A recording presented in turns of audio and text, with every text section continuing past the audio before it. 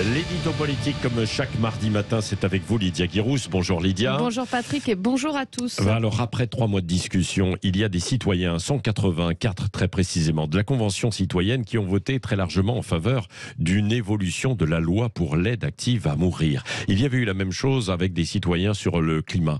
Pour vous, Lydia Guirousse, cette convention et son vote, est-ce que ça a une légitimité démocratique ou pas? Alors, je vais d'abord vous donner, Patrick, quelques résultats sur ce premier vote et c'est franchement sans surprise avec ce type de convention. 75% ont voté oui à l'accès à l'aide à mourir pour qu'il soit ouvert. 72% se sont prononcés en faveur du suicide assisté et 75% favorables même à l'euthanasie. Alors, sans me prononcer sur le fond de ces sujets, je vais surtout me concentrer sur la légitimité de ces conventions qui sont devenues de vrais ovnis démocratiques.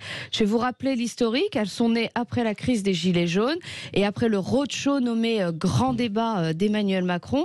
Il y avait une telle colère dans le pays qui s'était installée, un sentiment aussi de mépris. Il était urgent de proposer quelque chose pour le gouvernement et donc, hop, on a trouvé un nom pompeux, un nouveau machin pour apaiser la colère du peuple. Voilà la grande idée, convention citoyenne. Et au passage, moi je trouve qu'indirectement, ces conventions nourrissent l'idée populiste que le Parlement et les parlementaires ne serveraient à rien. Bon, vous n'avez pas l'air d'être séduite par cette idée. Quelle légitimité démocratique alors? Et pourquoi eux? Alors, c'est fou comme en France, nous avons le chic pour empiler les comités Théodule. Cette convention n'a aucune légitimité, comme je vous le disais, parce que c'est un tirage au sort. Et un tirage au sort ne remplacera jamais le vote et la démocratie représentative. Dans le film, vous savez, Intouchable, on dit pas de bras, pas de chocolat. Eh bien, en démocratie, pas d'élection, pas de légitimité, fin de vie ou climat d'ailleurs, Emmanuel Macron a dû et devra temporiser les propositions de cette convention.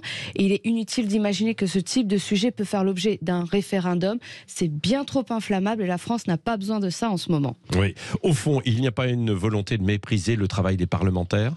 Alors, on peut considérer que c'est un outil de dialogue de plus, un peu gadget, bien sûr, mais son intérêt, à mon sens, est surtout de préparer l'opinion et de tester des propositions pour voir comment les Français vont réagir.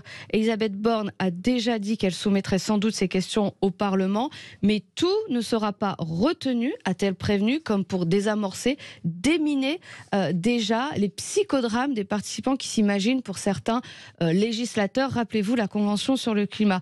Oui, attention au gouvernement, attention à ce qu'il ne se fasse pas dépasser par ce machin, car en ne reprenant pas ou très peu des orientations de ces conventions, Emmanuel Macron et le gouvernement pourraient susciter de la colère encore, et même sans légitimité démocratique, leur création et surtout la médiatisation de leurs travaux avec le sceau de citoyen apportent désormais de la force à leur message et une capacité de nuisance certaine. Ah oui, merci à vous Lydia Guirousse.